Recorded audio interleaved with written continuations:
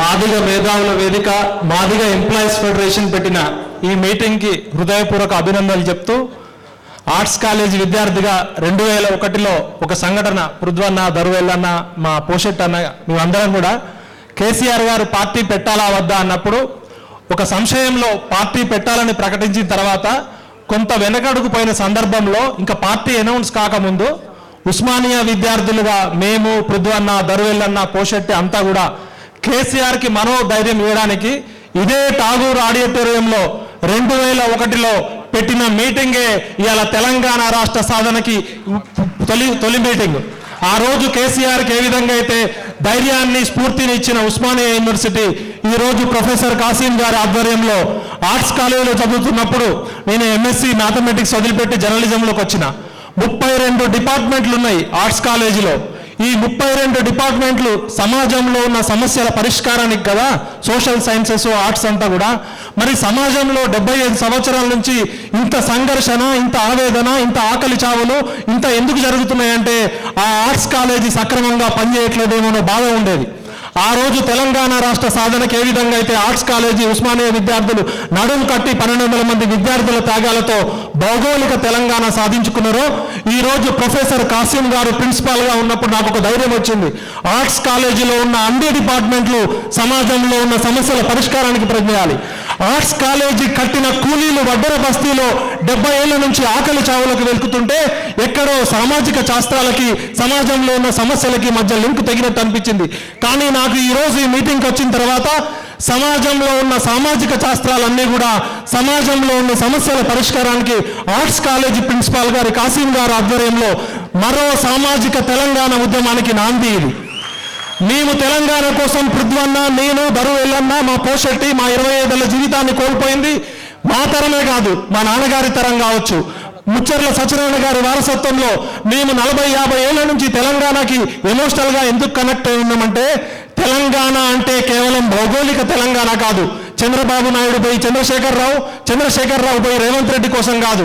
తెలంగాణ అంటే సకల జనులు, సబ్బండ వర్గాలు సామాజిక న్యాయం దక్కాలని మేము కొట్లాడినాం. ఆ రోజు ప్రొఫెసర్ జయశంకర్ సార్ని నిలదీసినాం. ఒక తాగుబోత ఆయన తీసుకొచ్చి మా మీద రుద్దుతున్నావు, ఆయన భౌగోళిక తెలంగాణ అంటున్నాడు, రెడ్డి ధరలు పోయి కమ్మ ధరలు పోయి వెలమ ధరలు పోయి రెడ్డి ధరలు వస్తే మా బడుగు బలగిన వర్గాలకు ఏమొస్తుందని మేము నిలదీసినాం. అప్పుడు ప్రొఫెసర్ జయశంకర్ గారు నన్ను, పృథ్వనని, ఎల్లనని, పోషెట్టని పిలిచి భౌగోళిక తెలంగాణ అనేది మొదటి ఫేజ్ ఉద్యమం మాత్రమే, అసలైన పోరాటం సామాజిక తెలంగాణ పోరాటం ఈ రోజు ఈ వేదిక నుంచి ప్రారంభమైంది. ఇది కేవలం మాదిగలకో మాలలకో కాదు, ఇది మొత్తం తెలంగాణలో ఉన్న 93% ప్రజలకి మా వాటా మాకు దక్కాలని అంటున్న తెలంగాణ 2.0 ఈ రోజు కృష్ణన్న ఆధ్వర్యంలో పృథ్వన్న ఒక అర్జునుడు లాగా ఆ రోజు కృష్ణుడు ఏ విధంగా అయితే న్యాయం కోసం ధర్మ పోరాటం చేసిండో ఈ రోజు ప్రకృతి శక్తుల కలయికగా ఒక పృథ్వన్న రూపంలో అర్జునుడు వచ్చిండు. కృష్ణార్జున నేతృత్వంలో జరగబోయే ధర్మ పోరాటానికి మనమంతా సై అందాం. నేను ఆ రోజు పృథ్వన్న పెట్టిన మీటింగ్కి నన్ను పిలిచారు, అన్న మాదిగలకి సపోర్ట్గా రమ్మని చెప్పి. ఒక జర్నలిస్ట్గా జర్నలిజం అంటే నిజం చెప్పడమే జర్నలిజం.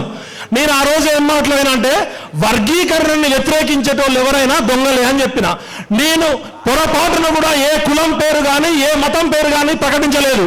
ఒకవేళ నేను మాట్లాడిన దానివల్ల మీ మనోభావాలు నొచ్చుకుంటే నాకు 0.1% కూడా ఇగోలేదు. తప్పు చేయనంత వరకు ఎవరికి తలవొగ్గలేదు. ఇవాళ నేను ఒక మున్నూరు కాపు బిడ్డగా పంటని కాపాడే కులం నుంచి వచ్చినాం. మేము యుద్ధం ఉన్నప్పుడు యుద్ధ సైనికులం, యుద్ధం లేనప్పుడు వ్యవసాయం చేస్తాం. పంటని ఏ విధంగా కాపాడుకునే కాపులము యుద్ధంలో మందకృష్ణ మాదిగన్న చేసే ధర్మ యుద్ధంలో ప్రతి ఊర్లో ఉన్న నాగలి బాయి చెప్పది. అలా 1,00,000 డప్పులు 1000 గొంతులు కాదు, కోటి గొంతులు, కోట్లాది గొంతులకి మా ఊర్లో మా మున్నూరు కాపు కులం నుంచి వచ్చిన ప్రతి నాగలి మీకు మద్దతుగా వస్తుంది. మా చాకిరోవు, మా మోకు దెబ్బ, మా డోలు దెబ్బ, మా ఎరుకల కుర్రు, మా వడ్డెరల గన్ను దెబ్బ, ఇలా చెప్పుకుంటూ పోతే సమాజంలో ఉన్న ప్రతి కులము, ప్రతి వర్గము, ప్రతి మానవుడు మీకు సపోర్ట్గా ఉంటారు. ఎందుకంటే మీ వైపు న్యాయం ఉంది, మీ వైపు ధర్మం ఉంది. ఇప్పుడు సంక్రాంతి సినిమాకి ఏదో పాట వచ్చినట్టు ఒక పాట వస్తుంది. ఎందుకు నేను ఇక్కడికి వచ్చి సపోర్ట్ చేస్తున్నా అంటే మోరల్లీ ఎంఆర్పిఎస్ మూవ్మెంట్ కరెక్టా కాదా, మోరల్లీ కరెక్టా కాదా, ఎథికల్లీ కరెక్టా కాదా, సోషల్లీ కరెక్టా కాదా, కల్చరల్లీ కరెక్టా కాదా, ఎకనామికల్లీ మాదిగలకు అన్యాయం జరుగుతుందా లేదా? ఎడ్యుకేషనల్కి అన్యాయం జరుగుతుందా లేదా? ఎంప్లాయ్మెంట్లో అన్యాయం జరుగుతుందా లేదా? టెక్నికల్లీ, రీజనబుల్లీ, లీగల్లీ అన్ని రకాలుగా మందకృష్ణ మాదిగన్న చేస్తున్న పోరాటం ధర్మబద్ధమైనదే. కాబట్టి అలా మా మిట్టపల్లి సురేందర్ అన్నకి, మా ధర్మవేలకి చెప్తున్నా, వాడు సినిమా పాట రాసిండు, ఎక్కడ చూసినా సంక్రాంతికి ఒక పాట వస్తుంది, లాజికల్లీ టెక్నికల్లీ అని. మీరు economically, educationally, employmently, logically, reasonably, morally, ethically ఇది ధర్మయుద్ధం, ఇది మానవత్వం వైపు ఉన్నారు. ఈ వర్గీకరణను ఎవరైనా వ్యతిరేకిస్తున్నారంటే అది మానవత్వంతో మానవత్వం లేనోళ్ళుగా చెప్తున్నా. వాళ్ళెవరి మీద నాకు 1% ఇగో కూడా లేదు. నన్ను బ్రోకర్లు అన్నారు, లోఫర్లు అన్నారు, జోకర్లు అన్నారు, తెలంగాణలోనే అతిపెద్ద బ్లాక్మెయిల్ అన్నారు. అయినా తిట్లన్నీ నాకు వర్తించవు, ఎందుకంటే అవేవి నేను కాదు కాబట్టి. దారి తప్పిన ఓ సోదరులారా, దారిలోకి రండి. సమాజం అంతా 99% ఒకవైపు ఉంటే మీరు మాత్రం ఏం చేయగలరు? మొత్తం ఇవాళ సుప్రీంకోర్టు నుంచి, రాజ్యాంగ ధర్మాసనం నుంచి లోకూర్ కమోషన్ 1965లో మాదిగలకు అన్యాయం జరుగుతుందని లాల్ బహదూర్ శాస్త్రి గారు చెప్పిన రిపోర్ట్ ఉంది. ఒకసారి లోకూర్ రిపోర్ట్ చూడండి. అదేవిధంగా మందకృష్ణ మాదిగన్న 94లో ఉద్యమం పెట్టినప్పుడు జస్టిస్ రామచంద్రరాజు కమిషన్ రిపోర్ట్ చదవండి, అది న్యాయమే అని చెప్తుంది. అదేవిధంగా ఉషా మెహ్రా కమిషన్ ఇచ్చిన రిపోర్టు న్యాయమే అని చెప్తుంది. మధ్యలో ఒకసారి సుప్రీంకోర్టు 341 ఆర్టికల్, ఇక్కడ మనం అందరం చదువుకున్న మేధావులుగా 2 సింపుల్ విషయాలు మనం గమనించాలి. సుప్రీంకోర్టు ఇచ్చిన తీర్పులో స్పష్టంగా ఏమని చెప్పిందంటే, classification is different, categorisation different. తెలుగులో రెండింటికి పదాలు ఏంటో కాశీం గారు చెప్పాలి. క్లాసిఫికేషన్ని మేము వ్యతిరేకిస్తాం కానీ కేటగిరైజేషన్ని అనుకూలిస్తామని మొన్న సుప్రీంకోర్టు ధర్మాసనం 7 జడ్జీలలో 6 క్లియర్గా చెప్పారు. తెలుగులో వర్గీకరణ అంటున్నారు కానీ ఇంగ్లీష్లో 2 పదాలకి స్పష్టంగా సుప్రీంకోర్టు ధర్మాసనం తీర్పు చెప్పింది. రాజ్యాంగ ధర్మాసనం తీర్పు చెప్పినాక, కోర్టులో మీరు గెలిచినాక ఇక డెలివరీ మాత్రమే ఉంది. రేవంత్ రెడ్డి గారికి నేను పాదాలకి నమస్కరించి వినమ్రంగా నమస్కరిస్తున్నా. మీరు మంత్రసాన్ని పనిచేసి న్యాచురల్ డెలివరీకి మీరు అనుకూలంగా ఉండండి, లేకపోతే దాన్ని ఏమంటారు, ఆపరేషన్ చేసైనా డెలివరీ తీసుకుంటాం. ఎందుకంటే ప్రకృతి శక్తులు మొత్తం మాదిగలంటే మాతాంగ దేవికి ప్రార్థన చేసి వచ్చిన నేను ఇవాళ. నేను వేసుకునే చెప్పులు మీ చెమట నుంచి వచ్చినాయి, నేను కట్టుకునే బెల్ట్, నా పాయింట్ జారిపోకుండా కట్టుకునే బెల్ట్ మీ దగ్గర నుంచి వచ్చింది, నేను డబ్బులు పెట్టుకునే పర్సు మీ దగ్గర నుంచి ఉంది, నేను కట్టుకున్న వాచికి తోలు మీదైంది. తోలు అనేది ప్రపంచ నాగరికతలో జంతువుల శరీరాలని తోలుగా మార్చి మానవ నాగరికతలో వ్యవసాయం చేసుకునే మా మున్నూరు కాపులకి మా ఎద్దులని, మా గొడ్లని, మా బరికొట్లను ఏ విధంగా చేయాలో మీ తోలు ఉపయోగపడ్డది. యుద్ధంలో మేము యుద్ధం చేస్తున్నాడు, మా గుర్రాన్ని ఏ విధంగా సకలించాలో మీ తోలు ఉపయోగపడ్డది. మదపటేనుగులను యుద్ధంలో ఏ విధంగా మరలించాలో మీ తోలు కట్టడి చేసింది. కాబట్టి మాతాంగి అమ్మ పుత్రులారా, మాదిగా కాదు మీదే కదా ఈ రాజ్యం. జంబూ ద్వీపం, భారతదేశం జంబూ దేశం కదా, జంబూవంతుడు కదా. ఇవాళ మన ఇండియాలో పెళ్ళైనాక మనం మొట్టమొదట చూసే ఆడబిడ్డ అరుంధతే కదా. మా చాకలి ఐలమ్మ కావచ్చు, మా విమలక కావచ్చు, మా సుజాతక కావచ్చు, వీళ్ళంతా మా అరుంధతి నక్షత్రాలే కదా. అరుంధతి ఎక్కడుందో మాకు కనపడలే కానీ మా పోరాట వేగు చుక్కలు కదా వీళ్ళంతా. గట్టిగా మన విమలక్కకి, సుజాత, సూర్యపల్లెక్కకి, ఇక్కడ హాజరైన మహిళలందరికీ మాతాంగి దేవత, ప్రకృతి దేవతలు, 3 దేవతలు ఒక్కటై ఇవాళ ఈ మీటింగ్కి ఆశీర్వాదం ఇచ్చింది. మందకృష్ణ మాదిగన్న చేసే పోరాటం ఒక జర్నలిస్ట్గా నేను 97లో అడుగుపెట్టిన. వికలాంగుల పోరాటం నేను స్వయంగా రిపోర్టింగ్ చేసిన. గుండెకి చిల్లు పడితే ఆరోగ్యశ్రీ వచ్చేదాకా మందకృష్ణ అన్న ఏ విధంగా పోరాటం చేసిండో, ఆ రోజు అత్యంత పవర్ఫుల్ అయిన రాజశేఖర రెడ్డి ఫోన్లో ఏం మాట్లాడిండో, మందకృష్ణ మాదిగన్న ఏం రివర్స్ ఇచ్చిండో నాకు తెలుసు స్వయంగా. ఆ రోజు నిజాం కాలేజీలో అర్ధరాత్రి లక్షలాది మంది ప్రజలను పెట్టి ఖచ్చితంగా గవర్నమెంట్ మెడలు వంచి ఆరోగ్యశ్రీ తీసుకొచ్చిండు. ఇలా చెప్పుకుంటూ పోతే వృద్ధులు, వికలాంగులు, బాపనోళ్ళకి, గరీబోళ్ళకి కష్టం వస్తే ఎంఆర్పిఎస్ ఉద్యమం కేవలం మాదిగల కోసం పనిచేయాలి. అందుకే ఇవాళ 30 ఏళ్ల పోరాటం డెలివరీకి సిద్ధంగా ఉంది. దయచేసి రేవంత్ రెడ్డి గారు మంత్రసాన్ని పనిచేయించి ఆ క్రెడిట్ మీరే తీసుకోండి. మోడీ గారు ఆశీస్సులున్నాయి, న్యాయదేవత ఆశీస్సులున్నాయి, ప్రకృతి ఆశీస్సులున్నాయి. కాబట్టి సిజేరియన్ కాకుండా, ఇటువంటి హింసకు తావు లేకుండా శాంతియుతంగా ఈ మీటింగ్కి, ఈ ధర్మ పోరాటానికి సహకరించాలని కోరుతున్నా.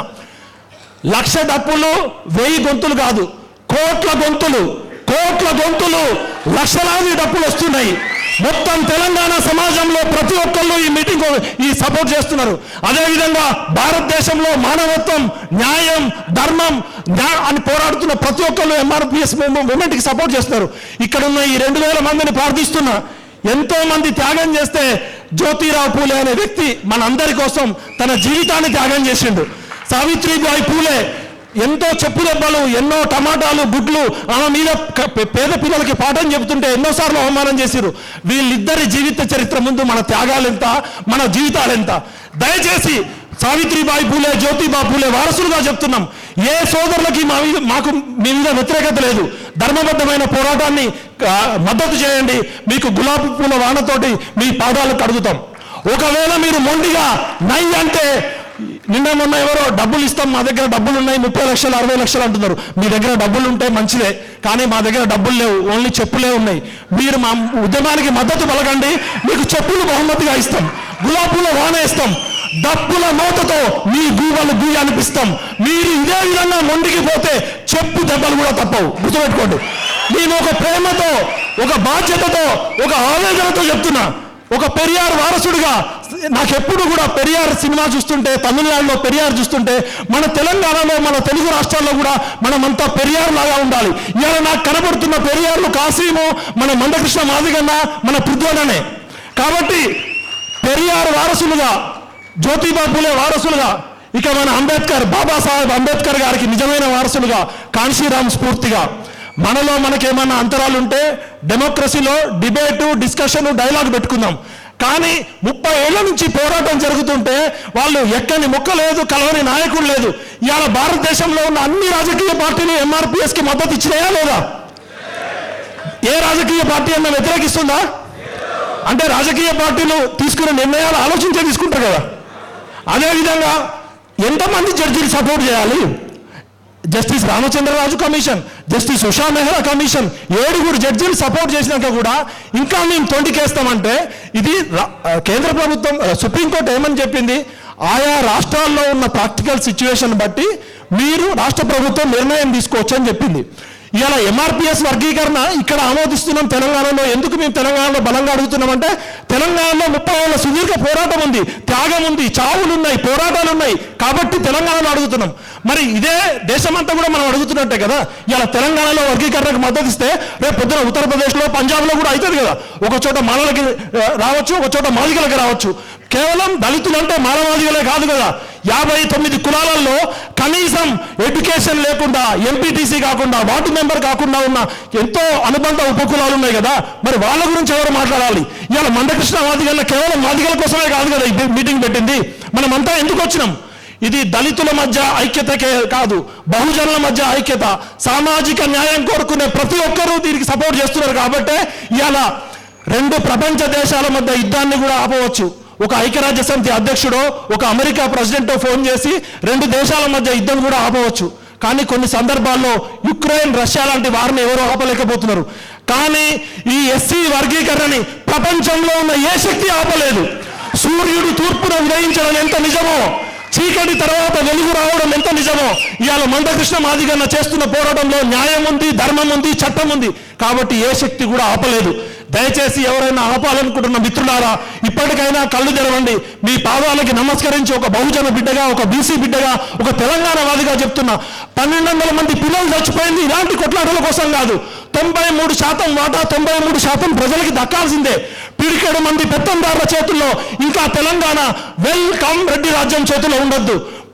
5% కూడా లేని వెలమ కులస్తులు, 1% లేని వెలమ కులస్తులు, 5% లేని రెడ్డి కులస్తులు, 2% లేని కమ్మ కులస్తుల చేతిలో 75 సంవత్సరాల తెలుగు రాష్ట్రాలు వెల్కమ్ రెడ్డి రాజ్యం చేతిలో ప్రజాస్వామ్యం బందీ అయిపోయింది.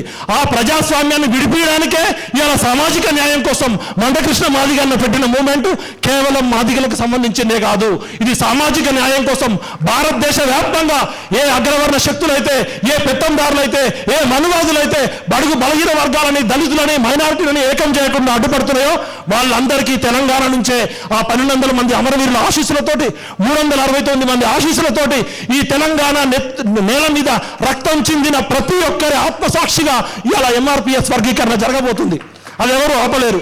దయచేసి రాజకీయ పార్టీలారా మీ రాజకీయాల కోసం ఏమైనా చేయండి, కానీ 3 దేవతలు 3.5 కోట్ల తెలంగాణ ప్రజల ఆకాంక్ష అయిన సామాజిక తెలంగాణను అడ్డుకుంటామంటే ఖబర్దార్ కొడకల్లారా.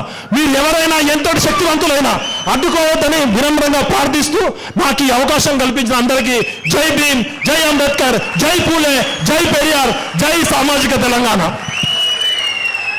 సమాజంలో అట్టడుగు చిట్ట చివరి పేదవాడి జీవితంలో వెలుగులు తీసుకురావడమే గాంధీ గారు చెప్పిన, దీన్ దయాళ్ ఉపాధ్యాయ చెప్పిన, అంబేద్కర్ గారు చెప్పిన, కాన్షీరామ్ చెప్పిన చిట్ట చివరి పేదవాడి జీవితంలో వెలుగులు తీసుకురావడమే ప్రజాస్వామ్య స్ఫూర్తి. ఆ ప్రజాస్వామ్య స్ఫూర్తి నిండుగా మొండుగా ఉన్న ఎంఆర్పిఎస్ ఉద్యమంలో అమరవీరులైన అందరికీ జోహార్ అమరవీరులారా, జోహార్ అమరవీరులారా. కాబట్టి మీదే కదా రాజ్యం, జంబూ ద్వీపం మీదే, భారతదేశం మీదే. మీరు నిలబడండి. కలిస్తే నిలుస్తాం, నిలిస్తే కలుస్తాం, విడిపోతే పడిపోతాం, పడిపోతే ఓడిపోతాం. కలిసి నిలుద్దాం, నిలిచి గెలుద్దాం. 99% ప్రజలకు దక్కాల్సిన అన్ని రకాల వాటాలు తీసుకుందాం. సమాజంలో జరిగే సంఘర్షణ వాటాల కొట్లాట. ఈ వాటాల కొట్లాట మన చిన్న తమ్ముళ్ళని కలుపుకొని పోతేనే మన శత్రువుతో కొట్లాడతాం. కాబట్టి నాకు ఈ అవకాశం కల్పించిన ప్రొఫెసర్ కాశీం గారికి ఎంతో బాధ్యత ఉంది. పృథ్వన్న, నీ వెనకాల మేము ఎందుకున్నాం? నీతికి, నిజాయితీకి, ధైర్యానికి మారు పేరు ముచ్చర్ల సత్యనారాయణ గారి కొడుకు. ఇవాళ 25 సంవత్సరాల నుంచి మాకు ఎన్నో అవకాశాలు వచ్చినా పృథ్వన్నను చూపిన బాటలో ఎందుకు పోతున్నామంటే నీతి, నిజాయితీ, ధైర్యం తెగ ఉంది. ఎంఆర్పిఎస్ మూవ్మెంట్లో నీతి ఉంది, ధైర్యం ఉంది, నిజాయితీ ఉంది. కాబట్టి నేనైనా, పృథ్వన్నైనా, మా భవిష్యత్ అయినా, మా దరువెల్లనైనా మీతో కడదాకా ఉంటాం. సామాజిక తెలంగాణ తెచ్చే బాధ్యత కాశీం గారికి, ప్రొఫెసర్ కాశీం గారికి, మందకృష్ణన్నకి, మన పృథ్వన్నకి, అదేవిధంగా మల్లన్న అని ఒక రిక్వెస్ట్ చేస్తున్నా తీన్మార్ మల్లన్న గారికి. ఇలా సమాజం మొత్తాన్ని చైతన్యపరచడంలో ఒక సోషల్ మీడియా వారియర్గా ఉన్న మల్లన్న మన కాపులని, మున్నూరు కాపులని 2 రాష్ట్రాల్లో ప్రతి ఊర్లో నాగలికి అందించడంలో మల్లన్న ముందుకు చొరవ తీసుకోవాలని కోరుకుంటూ జై తెలంగాణ, జై సామాజిక తెలంగాణ, జై అంబేద్కర్.